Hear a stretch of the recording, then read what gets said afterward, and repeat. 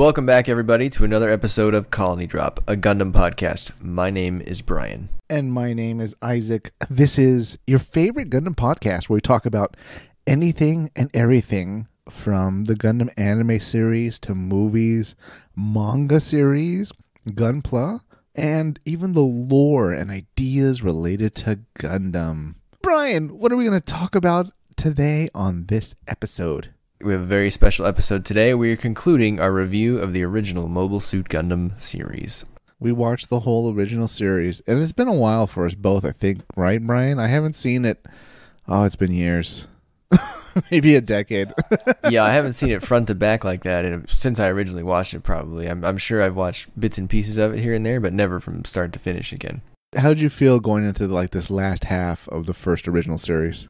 I felt pretty good. I was pretty excited to finish the back half because I had forgotten actually how much happened in the back half. We got to the first half and we hadn't even gotten to Odessa yet. And so in my mind, when we stopped and did the first review, I was like, oh wow, that means we still got Odessa, Gibbero, Solomon, Abawaku. That's a lot for the back half. It feels like nothing happened in the first half. Yeah, pretty much. That's a great way of putting it. I was watching the series. Well, first I went into it thinking this is a lot to cram into 22 episodes because, they had to fight half a dozen mobile armors and they had to have, the drama episodes where nothing really happens and on top of the actual battles, like you said.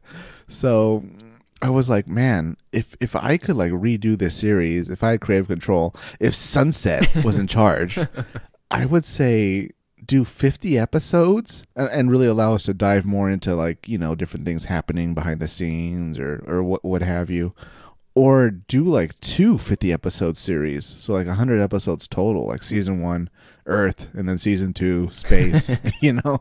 So something like that. But man, it moves at a really quick speed some of the time, and other times it feels like an episode took forever. Well, I mean, you are aware that it got canceled, right? Halfway through. I am now. Yeah, so that's why it's not 50. They had to wrap it up at whatever it was, 42 or 43 episodes. 43, I guess, if you count Dawn's Island. I think without that cancellation, they probably would have gone out through the 50 or the 52.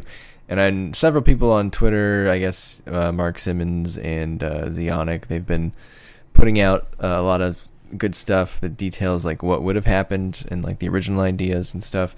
So I would encourage everyone to go look them up on Twitter and look through the historical record and see what may have been had the cancellation not come through. I've not actually gone through it and read it, but now that we finished the series, I'll probably go through and check that stuff out. Yeah, I'd love to check it out, especially since the way the series ends with the narration closing out.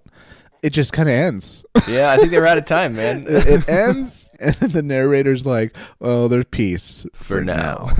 Well, you're clearly kind of implying that there's going to be problems. That's right. So Tomino or whoever managed to sneak that in, they wisely foresaw that this might actually be successful and the series might continue. Probably the wisest decision, I think, Isaac, is that they did not show the death of Char Aznable. Yeah, it was left pretty ambiguous. Then again, kind of anime rules and tropes and all that. But if you didn't see a body, they're still out there.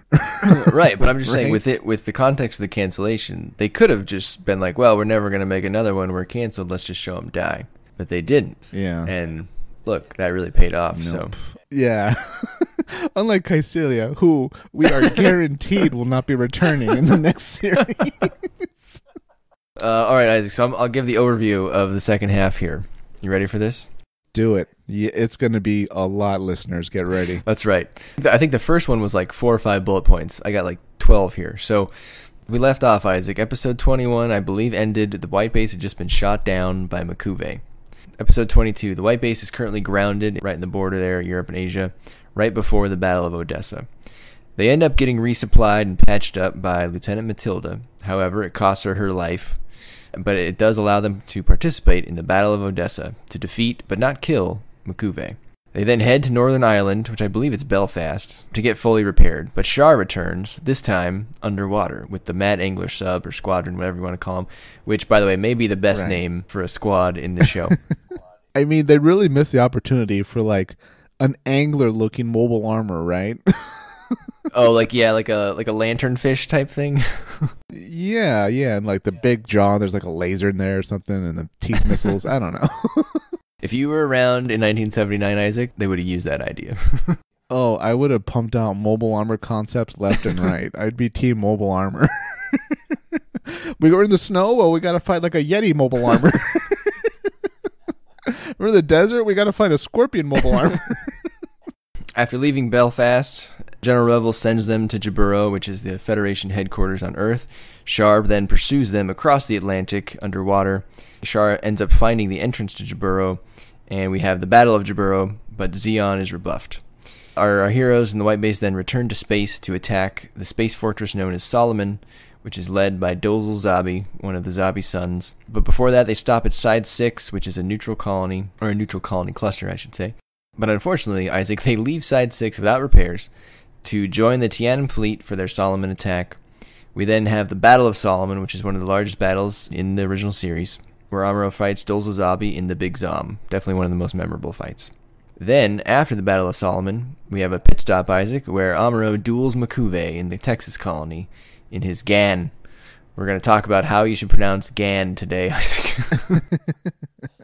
After dealing with Makuve, the White Base and our heroes return to Solomon, which is now being used as a base by the Earth Federation, and we encounter the new type, Shalia Bull, also known as the Man from Jupiter.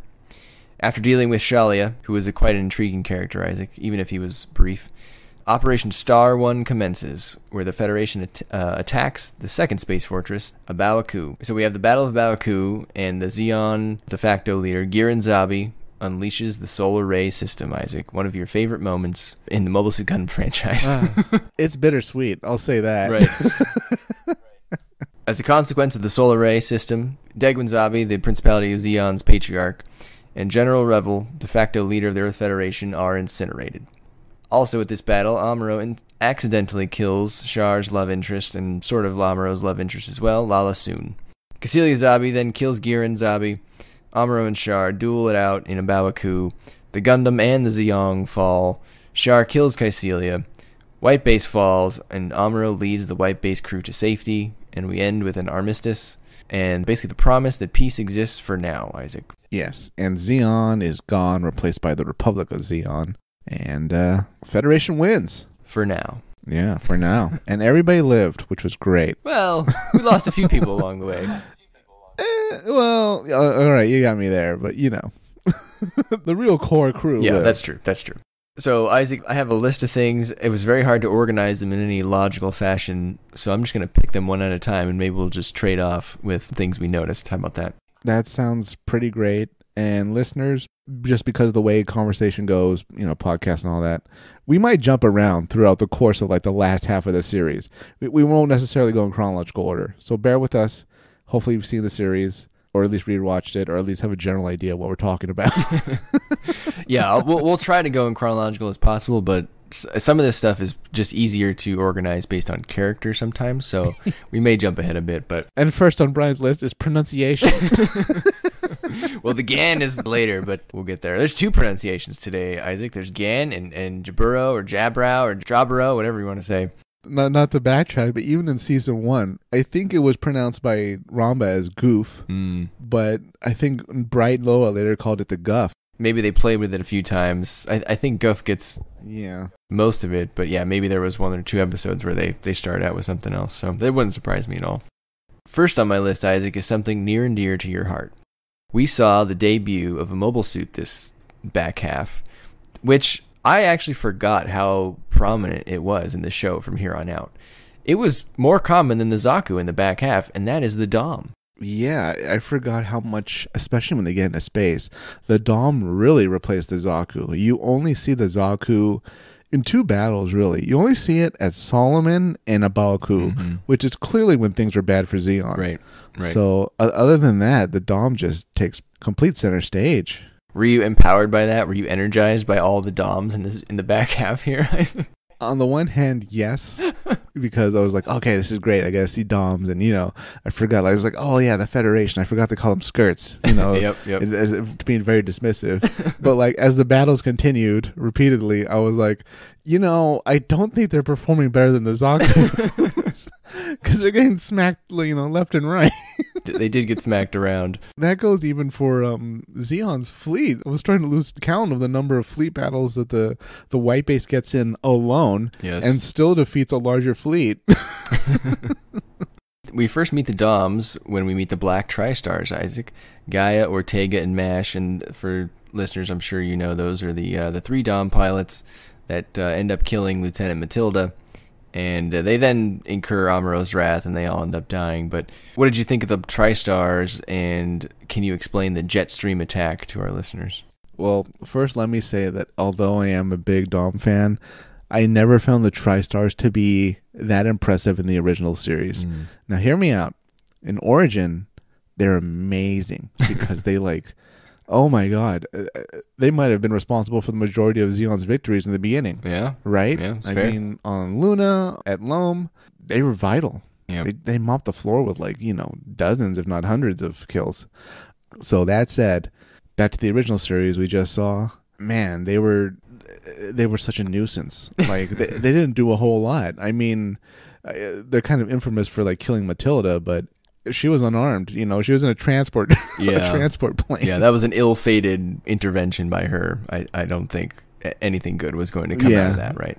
So in summary, I think the Tri-Stars are very much a case of their reputation was really what preceded them, and that was really all was the threat. Otherwise, they weren't too much of a danger. And the jet stream attack seems to pretty much be they line up, head towards you, and attack you consecutively.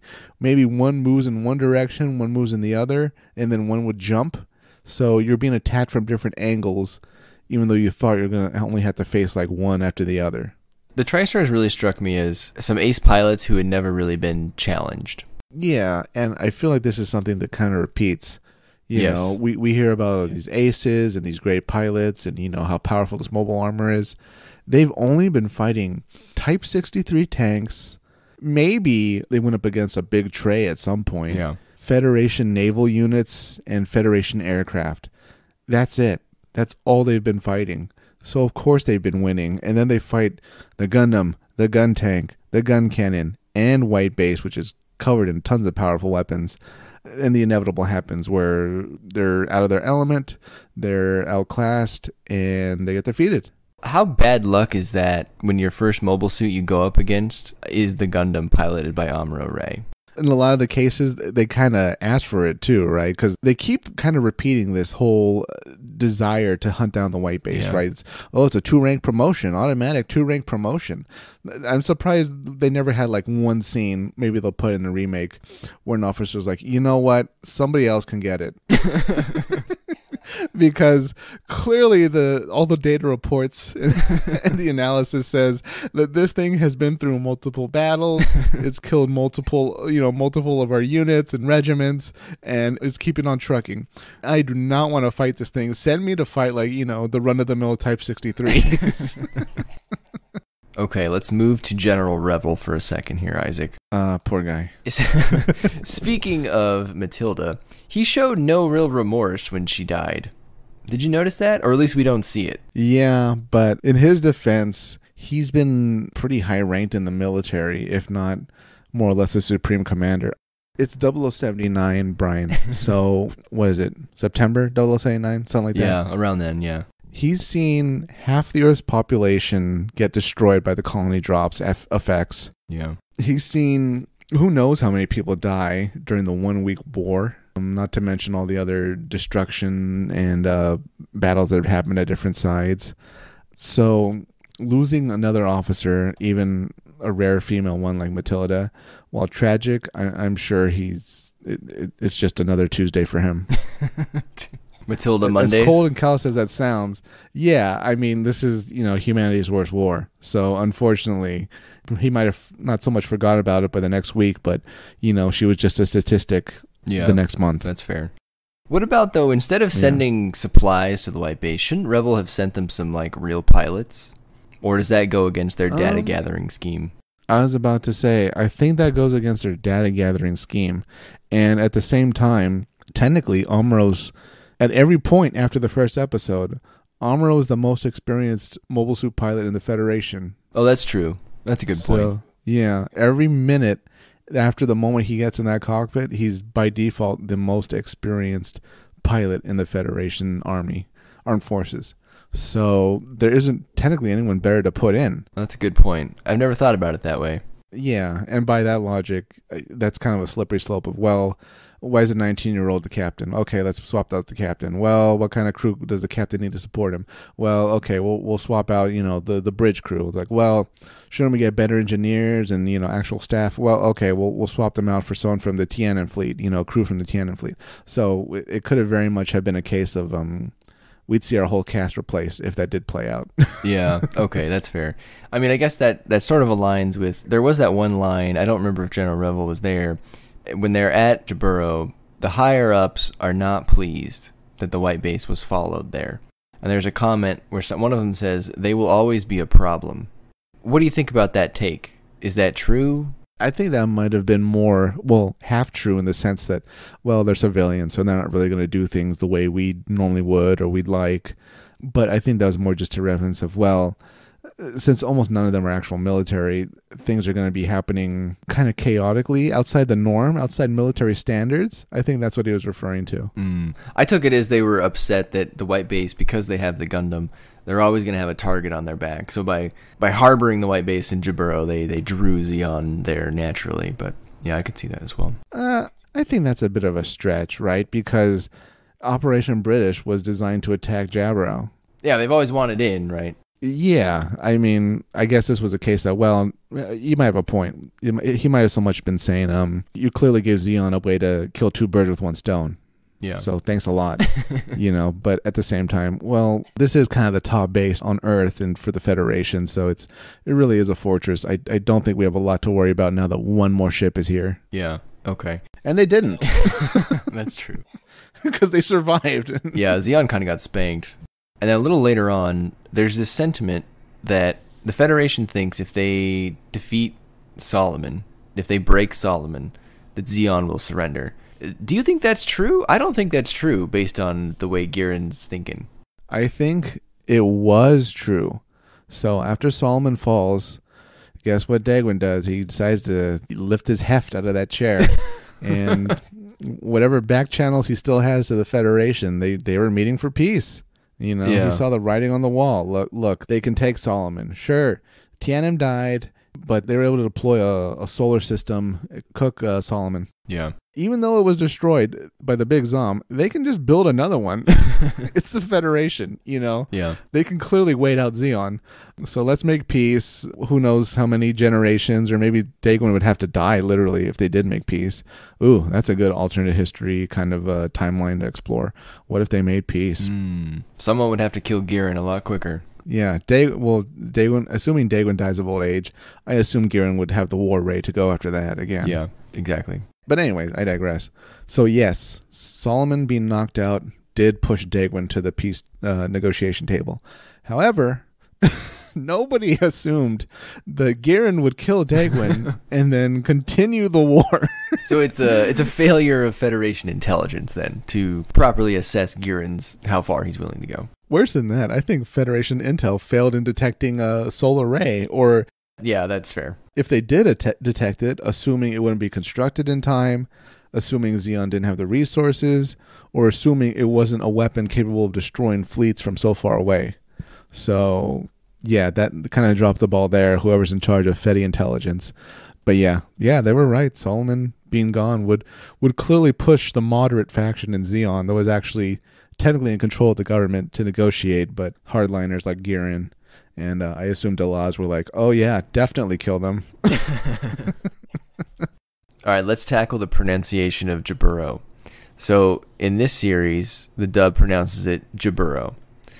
In, I think, 8th MS team and potentially 0083, they say Jabbrow, which sounds a little cooler. And then I was having mental difficulty with this because there was that PlayStation game, right? Journey to Gibbero or Journey to Jabbrow, whatever you want to say. Back when that came out, I swear there was either a commercial or somehow I got it in my head. It was pronounced Jabbero. So I got 3 different pronunciations of this damn headquarters floating around in my head every time I talk about it. So I bet if you go through all of our episodes, I'm sure I say it different every 3 episodes. And you know what? That's okay. Which pronunciation do you prefer, Isaac? I started with 0083, so I like Gibbero. But phonetically, I can understand why people look at it and say Gibbero. Yeah. And then I'm sure they're like, well, it's in South America. Of course, it's probably pronounced something like Gibbero. Yeah. You know? But I like Gibbero. Yeah. Okay. I don't think it's a real place. I think it might. Some people think it's based on this place in South America called like Gibbero or something like that. I don't know how to pronounce it, but so maybe it's a little bit up in the air. But listeners, I'd be curious, which pronunciation do you prefer? And is it the one that you started with? Yeah. My headcanon is kind of similar to Gundam Seed. If you haven't seen Gundam Seed, listeners, there's a military base used by the Earth Alliance, which is pretty much their Gibbero, except it's called Josh A or Joshua. Yes. And, well, my own made-up acronym for it, well, Josh-A, that clearly must mean Joint Operations, Strategic Headquarters, Alaska. So I took a similar approach, and I assume Gibbero is like Joint Allied base of operations. I don't know. Who knows? Or regional unity. I don't know. Wow. I love that. I want the acronym for that now. Yeah. Well, when we have our episode of Gundam Jeopardy, we'll have people trying to guess what Gibbero stands for. Isaac, there was a few more slaps in the second half. Yeah. There wasn't as many as there was in the first half, but there were some good ones. Right. There was when everyone was getting promoted, the Federation officer tried to slap Amuro and he dodged it, but then the guy slapped him again. So he did catch the second one on the face. You think Amuro would have learned that, if an officer's trying to slap you and he doesn't connect the first time, you have to get out of slap range because there might be another one coming. He needs to bob and weave, Yeah, just don't stand there. There was also when they were in Gibbero or Gibbero, there was this other set of kids, the other orphans, and they were making Kika cry. So our other two kids, Let's and Katz, I think Let's, though, was the one that smacked the other kid that was making Kika cry. And I was like, look, even the kids are taking on this aggressive behavior by what they're seeing from the adults in this world. That's very sad. I do vaguely remember the slap.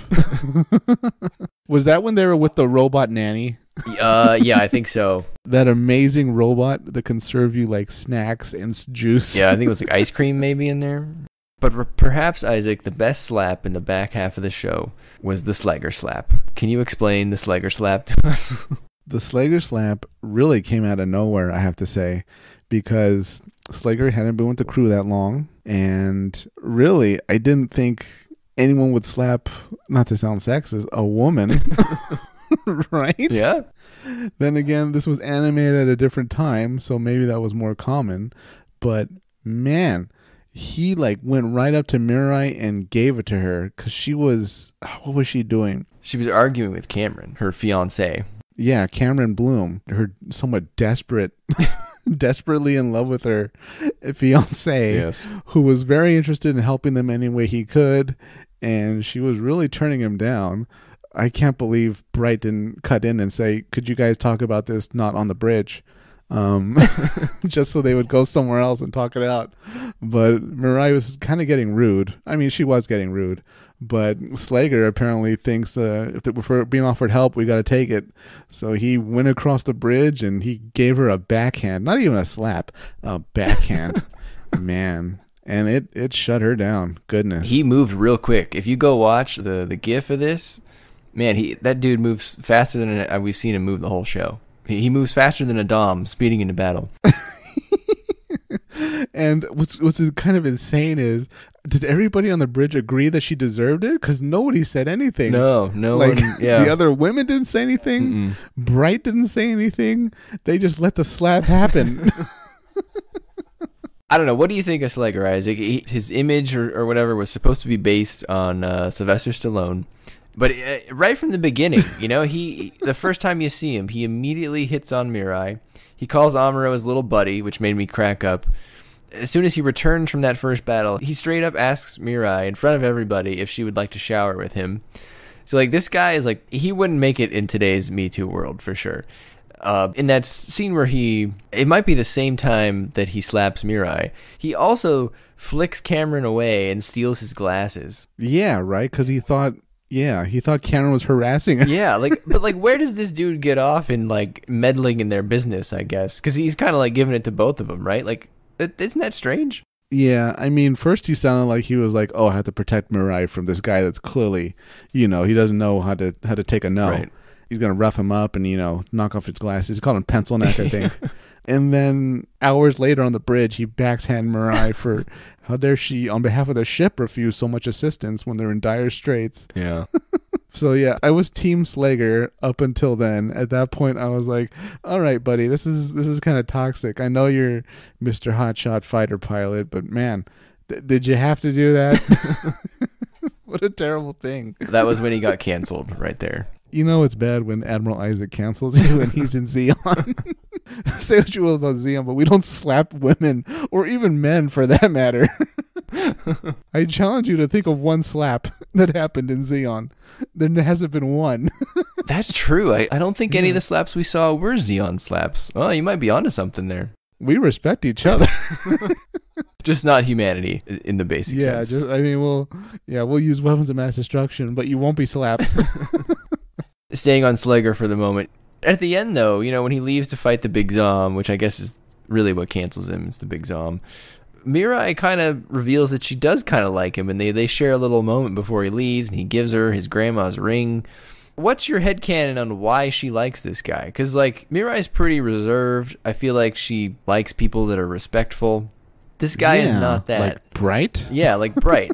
And so, in my mind, the only way this makes sense is she's sick of people liking her because she's from the Yashima family. And Sleggar knows nothing about that, and he hit on her right away. So maybe she was like, oh, well, this guy, maybe he doesn't care about my lineage, and he likes me for me. Does this make sense to you? How did you take this? It doesn't make sense unless you really dive into your own mind to develop headcanon.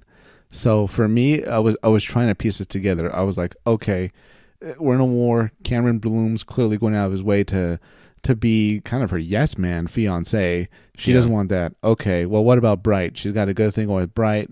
They're kind of the team mom and dad. Apparently, she doesn't want that. Like, okay, Sleggar, I guess emotions are running high, and guess who shows up? It's the alpha male, the cocky fighter pilot. He says what he thinks, and he lives with his emotions on his sleeve. I guess that's what she wants. And I was like, you know what? There must have been a shower that we didn't see, because otherwise it doesn't make sense. Yeah, I agree. Maybe she gave in to temptation and then had a wild and crazy night with Mr. Rough and Tumble, Mr. Sleggar here. Yeah, there's a scene, I'm sure, where, I don't know, Amuro's talking to Sayla, and then in the background you see two people run out of the bathroom. And one of them's blonde, one of them's brunette. You're like, I wonder who that was. I don't think that was Kai. Not many blondes on the ship, so... No, that could only be one of two people, and Sayla's on the bridge. So yeah, I assume it's a case of kind of being swept off your feet, or in this case, backhanded off your feet. This would never fly today. No, it's very bizarre, and I'm not the biggest Sly Stallone fan, but I would be surprised if there's any movie where he's that disrespectful to women. I mean, if you see the Rocky movies, he's devoted to his girlfriend, to his wife, Adrian. Yeah, so. I don't know that it was based on his performance. I know it was supposed to be based on his image, I think. Yeah, okay. But how about Sleggar's blue uniform? Did you like his blue uniform? I thought it was pretty cool, but hear me out, Brian. Him wearing a flight suit at his death does not explain why he died, right? He gets ejected from the cockpit in his flight suit. He should have been okay, I assumed, unless he was crushed and then ejected. Well, I think it depends on what kind of debris he hit when he left his cockpit. Okay, so he was concussed inside. He was internally destroyed. Yeah, I think if you go pick him up, I don't know that everything is intact in that flight suit. That's how I read it. What's her name from Shard's counterattack that got squeezed? Exactly. Oof. And then Astanaj had to go look at her her visor filled with the jelly. That's terrible. Poor Astanaj. That's if you can't even find the guy, right? Is he just floating around out there? Right. I mean, well, they didn't make much of an effort. Somebody found him. Well, the Federation took control of the island of Solomon, so somebody found him. Oh boy. So I guess if you didn't like Sleggar, he really got it at the end. And sometimes when Bright and Mirai are in the throes of passion, she'll ask him to backhand her. No. Do not condone that comment, listeners. Maybe we should edit that out. I'm leaving it in. That activates like Bright into like, super mode, and then he's allowed to go into the Bright slap mode. That's terrible. Slapping such a part of, if you join the Federation, slapping such like a part of like your shared trauma. That might be one of the classes at the Basque school. But I don't think they slap. Well, they punch, well, one of them slaps Camille. Yeah, Isn't that's kind of how Zeta Gundam starts, right? Was it a slap or was it actual punch? I don't remember. Hand on face violence. Whether you go to the Bright Noah Academy or you go to the Basque Academy, there's going to be physical abuse. Yeah, absolutely. Come to Xeon. We don't do any of that. What are your thoughts on this whole Sleggar Mirai thing and how she kind of with the flick of a switch became madly in love? She was concussed into love. That I think it's because he didn't care about her Yashima family lineage. Because every time Mirai meets someone new, they say, "Oh, we're so sad that your dad died, and he was a great politician, and maybe if he had lived, the war might not have happened, and here, dock here, and consider that payment for your dad's services, blah, blah, blah." The way it makes sense to me is her whole life was, hey, you're important because of your family name, but then, boom, here's this guy who's, like you said, says what he feels, no matter how bad it is, and he's like, hey, you're cute, I like you, come shower with me. Mm-hmm. And she was like, wow, this dude doesn't know who I am at all, and he wants to be with me. Maybe in some weird way, that flipped a switch for her. Not to say that it's good or it makes complete sense, but people do weird things. So that's how I made sense, but doesn't mean it was a good relationship. Not that it was even, I don't know if it even really qualifies as a relationship at this point, but anyway, that's my take. What did you think of Sleggar as like a character, a temporary crew member? I mean, I enjoyed him. I laughed when he was doing all of his stuff because I was like, wow, this dude's ridiculous. But at the end of the day, he had a good strategy and he made a good sacrifice. He stopped the Big Zam. I think the Big Zam was blowing people down. Nothing was standing in the way of the Big Zam. In like 4 seconds, it blew up like 4 Salamis. Yeah, and he did it non-verbally. Yeah. he like did a hand signal to Armor. I was like, all right, with like a smile. And he was like, you know what? This guy's had enough fun. Let's take this guy out. And he did it. He got it done. So at the end of the day, he did sacrifice himself. So you got to be a little thankful for that, I guess, if you're a Federation person. So I don't know. I liked him. I think he served his purpose. Not every I'm one of those people that I don't need every character to be virtuous and a likable person, because that doesn't match real life, right? Characters are allowed to be assholes, frankly. Yeah, and he fits the bill. Absolutely. So originally when I watched this series, I could not stand the kids. I thought they were just annoying. I didn't know if this was some Care Bear attempt to like bring in younger viewers. I was just wanting battle after battle. But watching them again now, they kind of have like a charm to them, They weren't as bad as I remembered, and I felt kind of bad for them that they were there the whole time. And as we got to like a Baoku and they were actually on the ship again in space, I was thinking to myself, wow, if this did happen, could you say, well, the ship was taking damage, please stop shooting, we have kids aboard. Yeah. Yeah. And depending on the Xeon officer you got, if they're anything like Ramba Rao's crew or the Lagoon pilot, they'd probably stop fighting and say, okay, either surrender or get the kids off the ship. Flash them up on the screen, something like that. Yeah. I don't know, maybe if you run to like Makuve or somebody else, they might say, this is clearly a Federation trick, and then just blow up the ship. So, I think the best moment they had was their hero moment when they saved the white base. They were able to detect all the bombs. Somehow they were able to drive a car. I don't believe they would have reached the pedals. It kind of would have made more sense if they did the usual comedy thing of kids where like one kid's actually down there with the pedals, right? Like using his hands. And then the other one's like steering, right? That kind of would have made more sense. Yeah. But in any case, I thought that was a good episode for them. And they kind of literally saved everybody's lives, if you think about it. Well, not everybody's lives, but who knows how bad that explosion could have been. Probably pretty bad, actually. So they definitely saved some people's lives from letting that gym factory go off. Yeah, that was the Gundam factory, right? So had that explosion gone off, I mean, the gym production line would have been halted or at least severely, curtailed. So it was actually pretty important and pretty pathetic that the Federation had to have the kids save them. Also, like, those were bad Zeons. Because if you remember, like, they jump, the little Zeon ninjas, they jump out of the dark, you know, kind of surround the kids, tie them up, and left them with the bombs. Yes, so I had a question about that. What was the point of tying them up Sure. if they're just going to tie them up with the bombs? It doesn't mean they're not going to die. You left them with the bomb. Why not just kill them anyway if you're just going to let them explode? That doesn't make any sense, but... I think the guy apologizing before he left was... He did. Sorry, kids, you have to die. You know? Yeah. It wasn't, sorry, kids, we had to tie you up because they were going to die from the bombs. I think maybe in his mind the only mercy was, well, the bombs are going to go off so fast, it's going to be painless. The kids aren't going to know what's going on. Okay, and they're that close, so they'll just be incinerated right away. Okay, how thoughtful of that Zeon soldier. Yeah. Him and Makuve went to the same university, or him and Sahalan.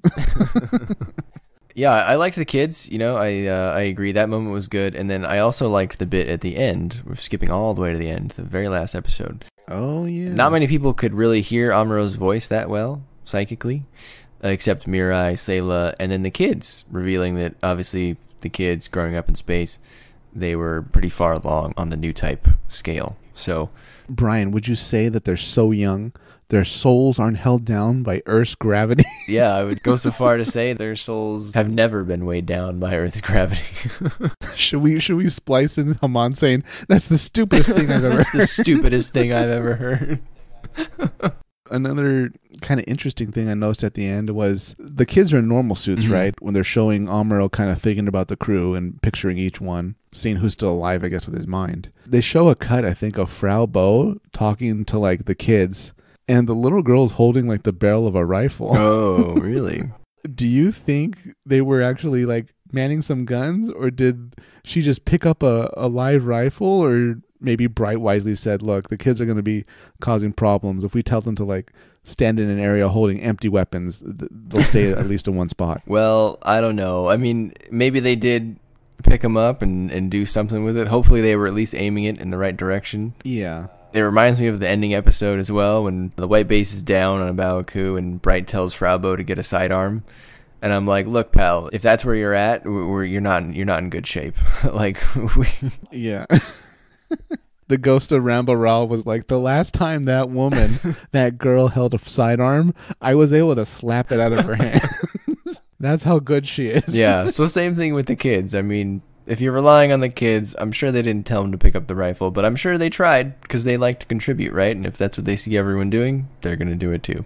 Yeah, they wisely seemed very sad and scared, so I assume they felt the ship crashing. Yeah, can't be a good feeling for sure. On the subject of kids, Isaac, there was another tragic set of kids in the show in the back half, and that was Miharu's siblings, her little brother and sister. Miharu, it was the girl in Ireland that Kai sort of had a crush on, but got tricked into giving her info, and she was a spy for Zeon. She was a great spy. She was a great spy, and really got screwed, given that her, handlers attacked the ship while she was still on it. That was kind of a jerk move. Awful death for her, falling off was that a gun parry? Yeah, I couldn't believe how brutal that death was. We didn't even technically see her death. We just knew it happened. Yeah, very similar to Sleggar, right? She was just lost out of the craft. Yeah. Never to return. He was ejected into space, and she just plummeted who knows how far into the water. Ice cold water as well. It's cold up there. So anyway, Miharu had a heartbreaking story, awful death.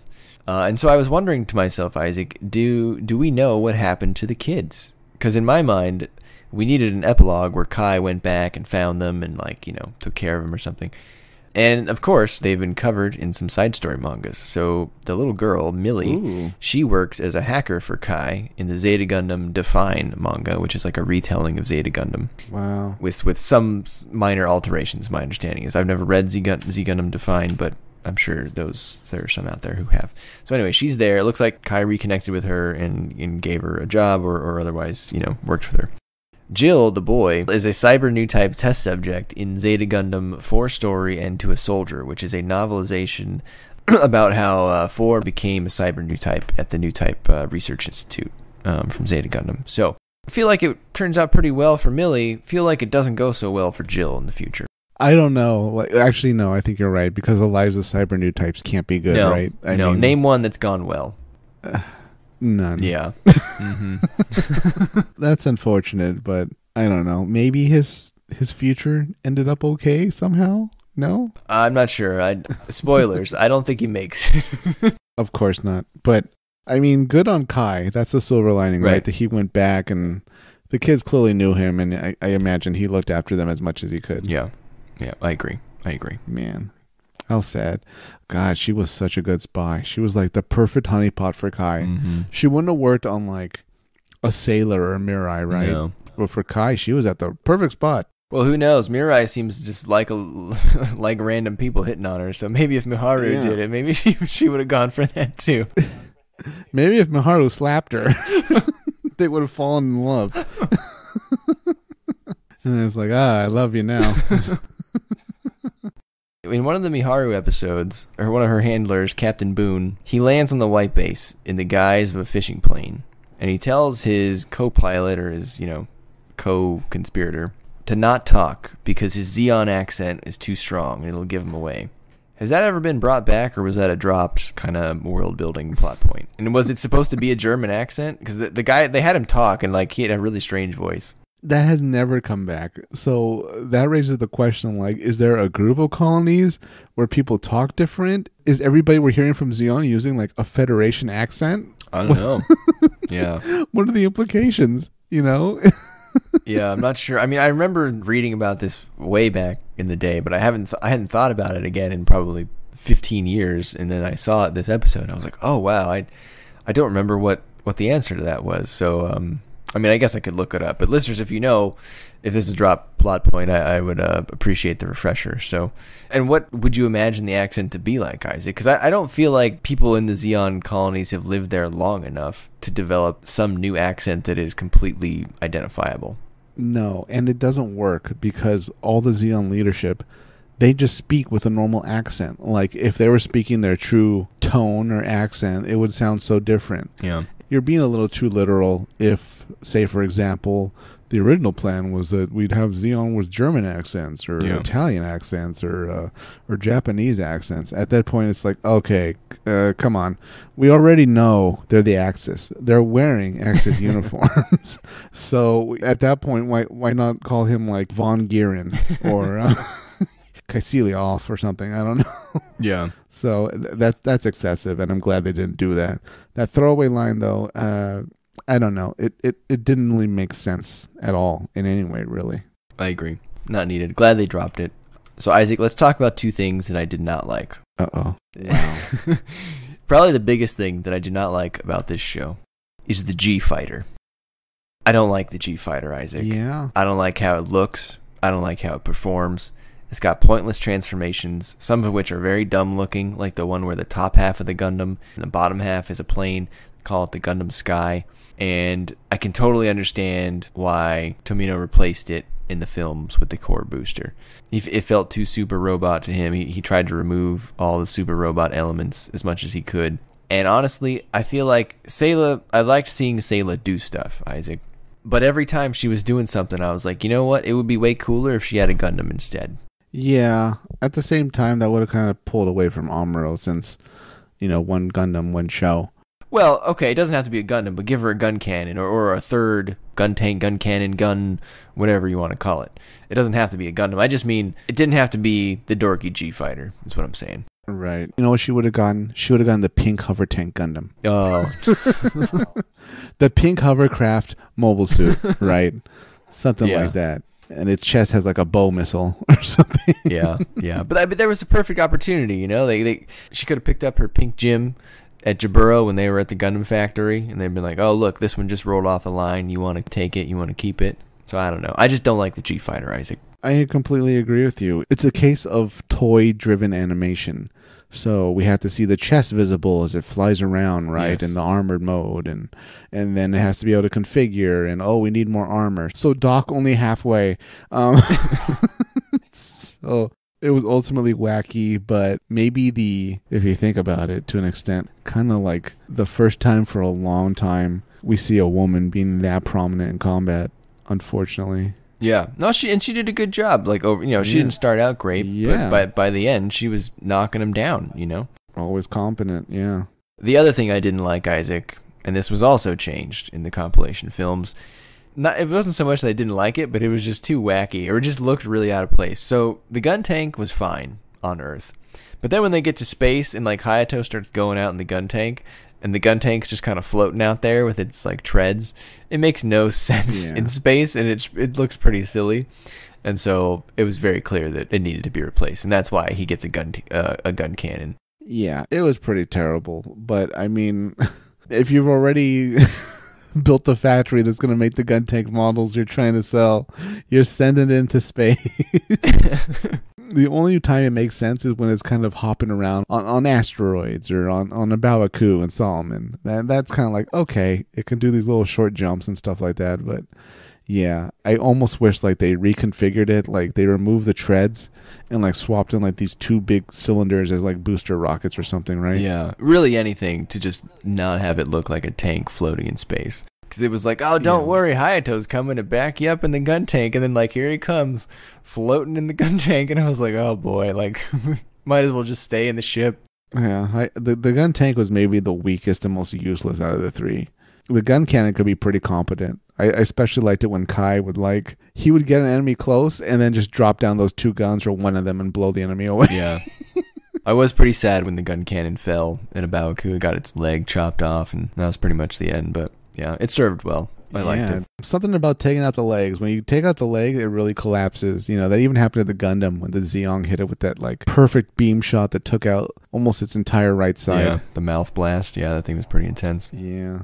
Staying on Gibbero for a minute, we got to talk about all the amphibious mobile suits in this back half. Oh man, Zeon, like they put too much money into amphibious mobile suits. Like instead of having 2 or 3, they had like 6. So let's see if I can get them all here. First we saw the Gog, then we saw the Zagok, then we saw the Zok, I believe, and then we saw the Guy and the Grabrau, which was the mobile armor. So there was 4 suits and 1 mobile armor. So we can all agree the Zagok is the clear winner, right? Yeah, it's definitely got the best design and look to it. It doesn't have the ridiculous proportioned head of the Guy. It doesn't look like a little bridge troll like the Zok. What about the Gog? Without the Gog, though, I feel like there's no Juagu. Or is the Juagu more of an Guy? Maybe it's more of an guy. I was going to say the Juagu's more of an guy. Yeah, definitely the head. The head is way more guy. I don't know. I feel like it's almost too divergent. Because there's some of the Zagok in the Juagu, right? Let's see. A little bit. You can see some of it. Oh, it says developed. The wiki, if you believe the wiki says it was developed from the guy. Okay, there you go. That still doesn't make complete sense just looking at the designs, but sure, they took the internals and kind of slimmed them down to an extent. But I've never liked the guy's bulbous head. The Gog, it was always just, I don't know, clumsy. It's a little thick. Yeah, it's a bit of a little bumbling mobile suit. The Zagok, though, seems way more perfectly engineered. Like that's a killer. Right. You know? Yeah, you're afraid when the Zagok comes by, but like when the Gog comes, you're like, I could probably outrun that. And the Zok was that was a dead end because we never saw anything like that again. It was just a poor design. It was way too bulky. It didn't look agile at all. I'm glad we never see the Zok again. The one we don't get in here, which I think they put in Gundam the Origin, the manga, but it was in 0080, which was the High Gog. That one's actually my favorite amphibious mobile suit. Yeah, like it's so sinister with its longer limbs, right? Yeah, if this was ever redone as the Origin style, I would look forward to seeing the High Gog more, because that was pretty darn cool. I'd be very interested in everything being not redesigned, but given the facelift treatment that we see so much in modern Gundam anime, where they took what was originally drawn and they really tech it up and detail it up to the point where we look at it and we're like, wow, I would want a model of that. Yeah, I agree. But let's in closing for the amphibious mobile suits, or if I could just add, I almost wish they just sent in DOMs. At least they would have been able to hover and go fast, right? Yeah, that's true. What was the point? The amphibious ones didn't perform that great anyways. Yeah, I don't know. I mean, were they looking for that entrance to Gibbero the whole time? Is that why they had so many? Or actually, the best amphibious thing they had were I don't know if you remember this, but when the white base was crossing the ocean, they were getting torn up on the bottom from those little sea-to-air missiles that had the funny little fins on it. Do you remember those? Those were hilarious, and they were just wrecking the white base. Those were way more effective than any of the amphibious mobile suits. Yeah, white base is designed for re-entry into Earth and exit from Earth, space combat and flying in the air, but I don't think it was really oriented to preparing for an attack from the ocean. What about the Federation, though, Isaac? Did they ever have a significant amphibious mobile suit? I know there's the Aqua GM, but I don't think that really caught on, right? They didn't need to, because the Federation at the start of the war had a massive navy, a navy of the world. Yeah. That was their navy. So whenever they had to go up against Zeon, I imagine it was just a mix of their naval forces and their air forces. So it was sort of a non-issue, and the need for mobile suits was on land against Zeon Zaku's, in space against Zeon's space Zaku's and Doms and that type.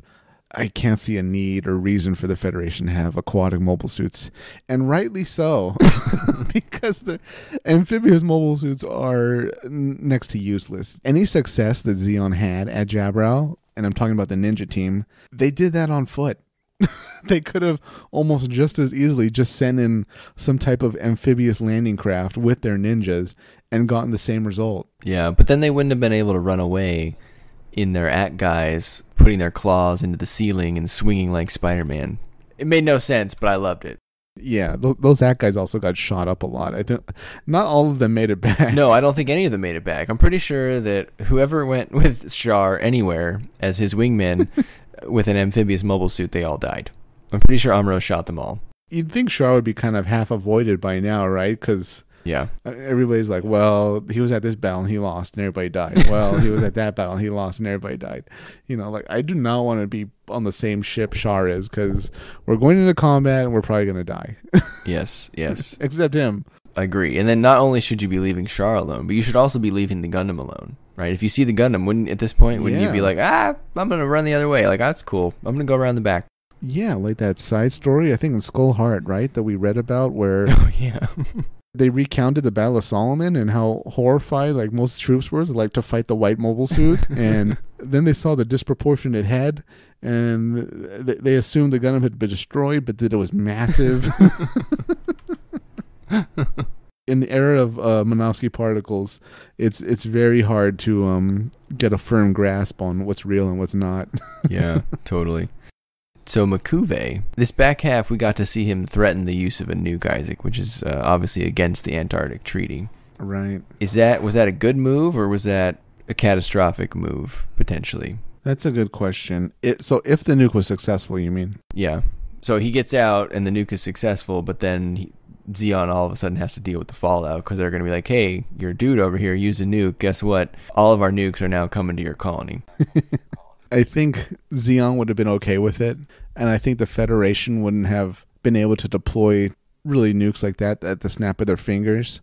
What we probably would have seen is maybe a scene with Kycilia scolding him a bit, but at the same time kind of acknowledging, well, it's good that you defended Odessa. Yeah. But even if that did work, Zeon's still on borrowed time.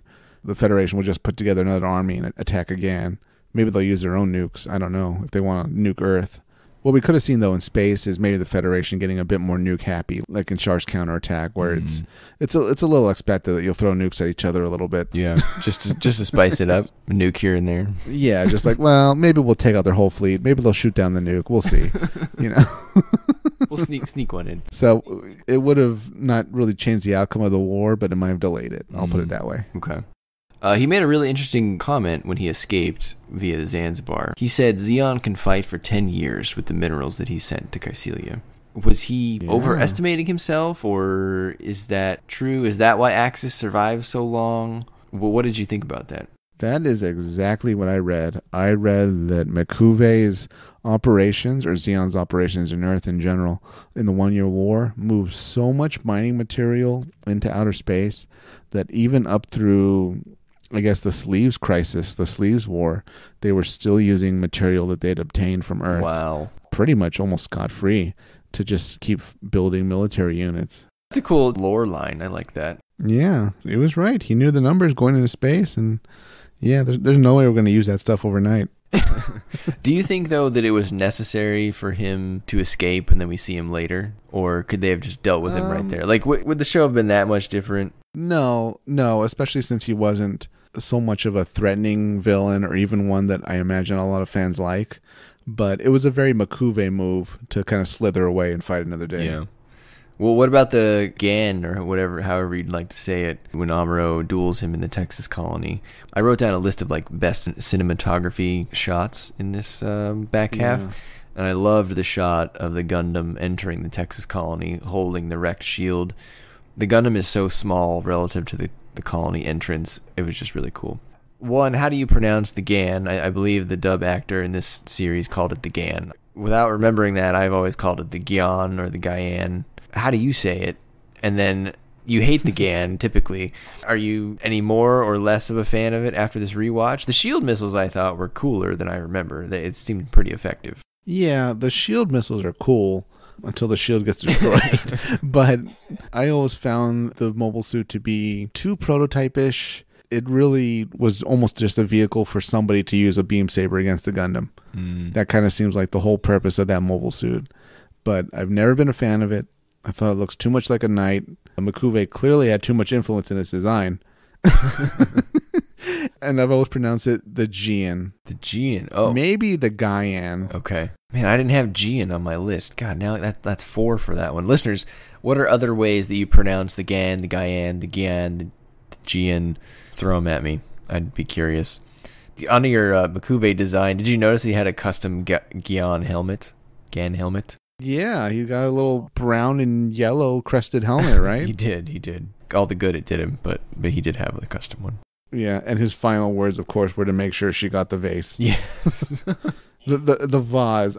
Did they ever go into like detail? I don't remember specifically what was so special about it. Was it from like France in like the 17th century, or like China from like the Ming Dynasty or something like that? I don't recall, but yeah, I guess his priorities were skewed a bit. The bigger question is, did Kycilia get the vase? Yeah. Well, she got something. It would have been nice if we like saw it on the bridge later, like with her, right? Yeah, the rocket should have like first broke the vase and then her face. Jesus Christ. That rhymed. That was great. That's terrible. First, Char's poem. First I broke the vase, and then I rocketed her face. Was the relationship between Makuve and Kycilia almost a one-way romance, or was there really no romance at all, and Makuve was just really deluded into thinking he was some kind of knight on a mission for a lady in a war? You know, I've never approached it that way, but I've always wondered if Kycilia had any romances, because I don't think we've been shown any. Is that correct? Unless you count Makuve. No, she was all business. Right. And I don't even know if I would count Makuve, because with the times we see them talking alone, it's very superior and subordinate. Right, yeah. She doesn't strike me as the type who would go for someone like Makuve. No. She strikes me as someone who would go for someone like Sleggar, but she would be giving the orders. Yeah, actually. Oh, I don't even know if she'd go for Sleggar. You know? Yeah. I didn't catch much love between them. Maybe professional friendship. That might be the closest that I caught. Right. So yeah. Shared goals, maybe, tell. or shared interests in the art world. I don't know. Yeah, but I don't remember her saying much about art at all. It might have all been from him. Yeah, I agree. So before some of the more serious topics, Isaac, on this rewatch, something I noticed is that the gyms did not have a good showing at all. I don't recall really any moments when the gyms contributed anything meaningful to the battle. I think maybe we saw 1 or 2 destroy a Zaku or a Dom, but that's pretty much it. Yeah, it's much more implied that it's off screen, or in the battle montages, they'd usually show like the gym or the ball get a shot and then get destroyed. Right. Yes. The Zaku and then like the Xeon Space Fighter shoot a missile and then get destroyed. Yeah. So we're at the meat grinder phase of the war. Yeah, so they were just more like fodder to push forward, I suppose, and with the idea that one of them will do something if you send enough in. Yeah, and it'd be cool to see a side story anime series of just the gyms. Right. You know, throughout the war, and they hear kind of rumors about the white mobile suit and that they're based on it. They're like, well, I wish we had that survivability or stuff like that. Right. Or, you know, are they going to make more of those white bases? Why can't we get I'm one? on my fourth Salamis.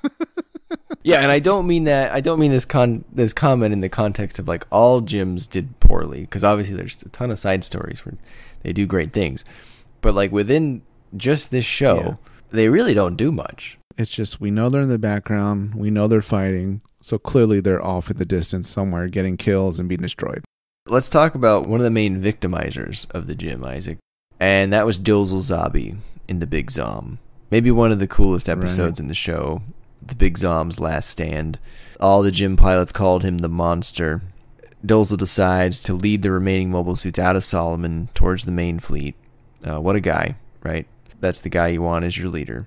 And there's this scene where he emerges from like the halls of Solomon, and he melts all the gyms and the balls in his way, and it's just fantastic. And then he flies out in the Zam right into the Salamis fleet and destroys 4 Salamis all at once. Do we know how... I tried to look this up, I didn't find it. Do we know how many he took out at Solomon? I mean, what were they going to do if the Gundam wasn't there? I mean, no, they couldn't put together the solar ray in time. And I think he destroyed what's left of it, right? So they couldn't deploy it even at like a fraction of the strength. Well, they had already shot it twice, I think. And I think the second time was only at 60% chance of working. Because when they fired it the first time, it was interesting. They definitely showed a lot of the mirrors melting. So they can't keep firing that thing. I'm about to say it, but this might be the situation where the Federation needs a nuke. Yeah, there you go. Yeah. Right? Other than that, you just have... Well, they can't even... Okay, never mind. I'll take this back. It would have to be missile barrage. Like Amuro pointed out. We can't really use our beam weapons. We'll have to rely on missiles. So it would take the Solomons eventually deducing that. And then I assume General Revel would say, look, this thing is clearly causing a lot of damage. Beam weapons don't seem to be working. Everybody fire your missiles in this zone. Yeah. And then that would have done it just through sheer numbers. Would they have had the time to make that decision, though? Because he was just, blowing them up as he goes along. I don't know. At some point, they would use missiles, I suppose. But yeah. With the number of ships and missiles going around, it would have gotten hit sooner or later. So I think it was a matter of when the Zam would go down, not if. But the amount of casualties that he would have inflicted. A lot. Had they mass-produced the Big Zam, that would have been pretty cool. Had he not been killed so early, I imagine Revel would have been much more eager to pick up the call when Degwin called. True. You've previously described the Noisiel as looking like the ideals of Zeon took shape. I kind of think that's true of the Big Zam, at least the 1 Year War version of Zeon, like the Zabi Zeon. It's not quite as elegant as the Noisiel, but it has that intimidating silhouette. Yeah. It's very other, right? It's opposite of the Gundam, which is humanoid. The Big Zam has these huge legs, this weird torso, these horns. I don't know. I really like the Big Zam. Big fan of the Big Zam. Yeah, it's pretty great. And even compared to the other mobile armors, it's in a league of its own, not just because of size, but design. The other mobile armors, if you looked at all their silhouettes, like Pokemon style, like what Pokemon is it? They do kind of blend together, right? Yeah. We got the slit mono eye in the middle. That's always huge. Mm-hmm. They always kind of have a bulbous size to them. Maybe a couple arms or pincers or something, claws. And that's it. Big engines in the back. So, in general, kind of a frisbee approach to the design. But the Big Zam, it's like this kind of gourd onion, this trapezoidal onion with massive claw legs that are almost never used to grab, just for pure locomotion. And then it's got like multiple cannons on it and stuff like that. It's pretty cool. And it takes a team of 3. Most mobile armors we saw just need a single pilot, which might explain why they don't live as long. Yeah, but that's fair. Whoever realized that, okay, bigger mobile armor, more people, they made the right decision. What about Mirai's father? Should we have gotten more background about that? Or, were those few comments enough? Yeah, I would have liked his appearance almost in the same way Frau Bo loses her mother and I think grandmother in episode 1. It would have been nice to see a vague idea of what he does. Maybe we see a guy running around in clearly a high-level officer's uniform and he gets killed, or he's in like a suit leaving with some important delegation and their shuttle gets taken out. You know, just stuff, clues we could have seen where, oh, wow, a big mover and shaker got taken out. And then later on it's, oh, you were related to Mirai. Okay, that explains it. Yeah, I agree. But in the Sunset expanded 0079 series, 2 seasons, 50 episodes each season, we'll expand on it. In the 100 episode version of Mobile Suit Gundam. 200 episodes, 100 each season. 18 will be devoted to Mirai's father. 15 episodes on the hidden romance between Mikuve and Kycilia. I just have to say that I'm glad I was spared from seeing Dagwin actually die. I see him get hit with the light. I think I see more of Revel getting killed. But yeah, I'm glad I was spared seeing him get, like, you know, flung across the bridge, incinerated. Well, what did you think about the solar ray system in general? I mean, because we had the solar flare system and the solar ray system. Those were our 2 super weapons for the series. Later series maybe have more super weapons, but they're all fueled by these ones. So I didn't remember that the solar ray fired kind of like in the beginning of an episode, like it was no big deal. It almost seems like it was such a good secret, they really didn't tell anybody else in the Federation fleet, right? They had like a vague idea there was a weapon, but then it got fired. They're like, oh, I guess they're firing a weapon. Yeah, and then they all died. Man, it was such a good blow to Zeon. It was so epic to see. But the solar ray, this time around, I don't remember them mentioning that it had burned out or that they fired it too early. They did not. Yeah, I was listening to that and I was like, oh, I thought we talked about that. But yeah, they didn't do that. But they made a big point that it could only be fired once. Maybe that's what you were remembering before. Okay. It was not built to be fired multiple times. But I in that same conversation, though, they did say, they implied that there would be an arc, which meant that they would sort of sweep it a little bit. I see. So this is a case of Revel split the fleet maybe to meet with Dagwin. Mm-hmm. And by doing that, the solar ray was less effective because it couldn't hit the whole combined Federation fleet, you think?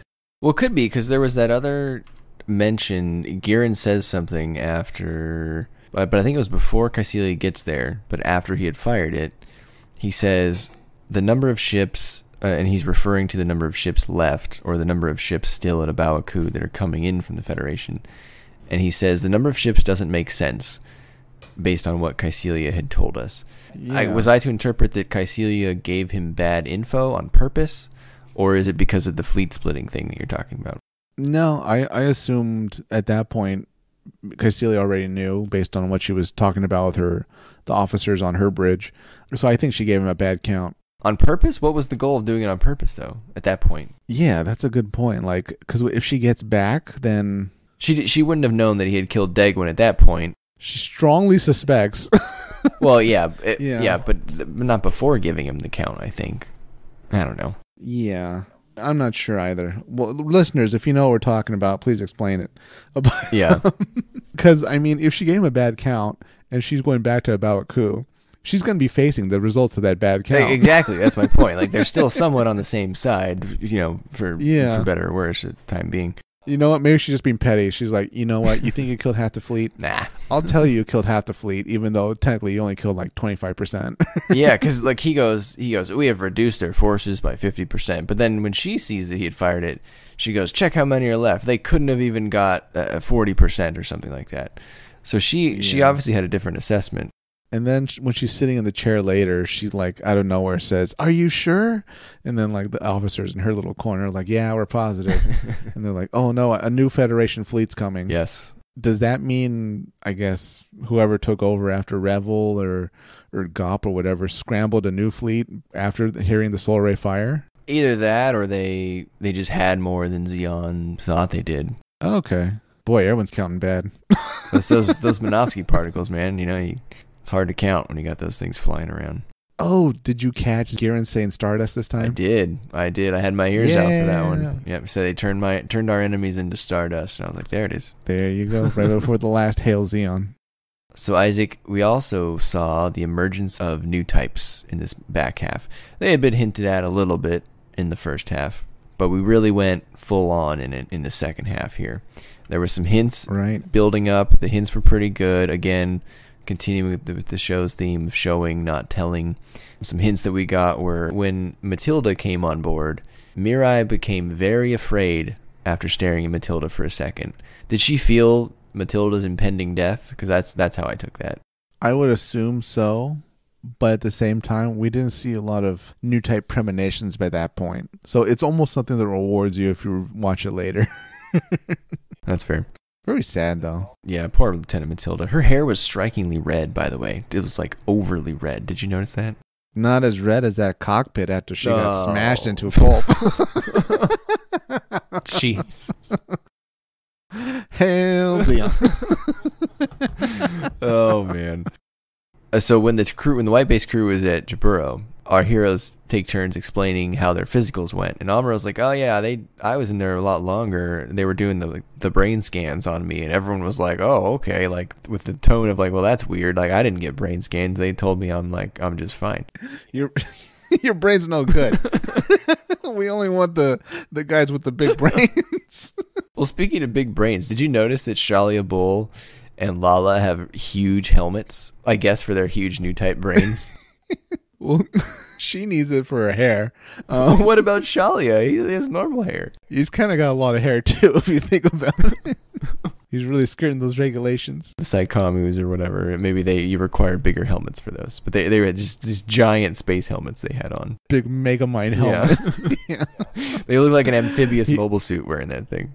To what you said about him earlier, I kind of want to learn more about him, right? In his story, it seemed like there was a lot of potential with him, and he came from Jupiter, and he just came back. He's clearly good enough that they want to put him in this prototype mobile armor that's virtually untested, and it did really well, at least for a while, before being destroyed. Man, what's his side story manga series like? Yeah, you get like sort of his whole plot in like 1 or 2 episodes. And I agree, he's really intriguing. I wish we got more. I wish he didn't die so soon. His death was pretty anticlimactic. I mean, Amuro just kind of was like, I'm done with this battle, and he just kind of stabbed him. But there was a lot of showing and not telling happening here. And it was really fast, even for the standards of this show and this type of writing. He walks in, they say, oh, he's back from Jupiter. He's like the head of the Helium-3 fleet. And Giren's like, you're a new type. I need you to do this thing. And he already senses that he will serve under Kycilia, but then Giren asks him to think deeper about why he's sending him there to Kycilia. Is that implying that he wants Shalia to kill her or keep an eye on her? Do you remember that part? Vaguely. I mean, I don't think he would kill her. He doesn't seem the type that would kill her, right? No. He seemed very professional officer. Absolutely. Literally, the only reason they put a man of that age into the cockpit, I assume, was because, as far as they were concerned, he was one of the few confirmed new types. Yeah. What I also thought was interesting about him is this is a guy that was sent specifically by Giren, who Char clearly hates. Not that he doesn't hate Kycilia, but he obviously also hates Giren. Char did not really hate Shalia Bull. He says of him after he died that he was a man caught between Kycilia and Giren who couldn't put on an act. That's like a very specific description. And he also says that we should let him rest in peace. So Char didn't mind this guy, which is very rare. Char doesn't particularly like many people in this show outside of Lalah. Yeah, that's an interesting way of putting it. He was very much almost too professional. He wasn't really going to play the political game that everybody else seemed to be playing. Definitely, I agree with you. I would have liked more Shalia Bull. He was pretty interesting. He seemed like an okay guy, too. Yeah, he was like Space Robber. Yeah, you're not going to get atrocities with Shalia Bull. Isaac, let's talk about Kycilia. So one thing I liked about Kycilia in the back half was she was the only one smart enough to look into Char's background and ruin his little charade. Yeah, but man, did she miscalculate in terms of, oh, yeah, you caught me, but you know what?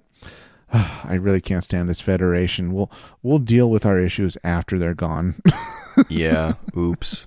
Sure thing, son of the man my family plotted to kill. I gotta say, so listeners, if you've never watched this show, you should at least go watch this part where Char shoots Kycilia in the head. It's the headshot of all headshots, right, Isaac? I mean, it's perfect. Yeah, it's pretty brutal. It like goes through her neck and the chair, kind of catapults her backwards, and then of course the rocket detonates inside the bridge and kills everybody in the bridge. And his line is great, too. He says, Garma, I'm sending your sister to join you. Consider this my farewell present. And then he fires.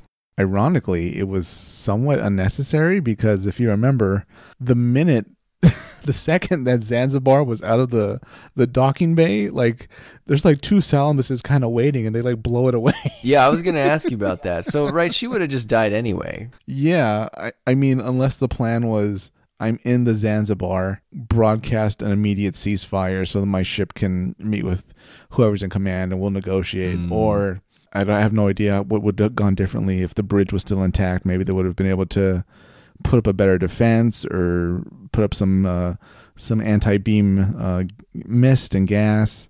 Yeah, and they would have booked it out of there. Who knows? But from what I can see, they were toast before the ship left the docking bay. I agree.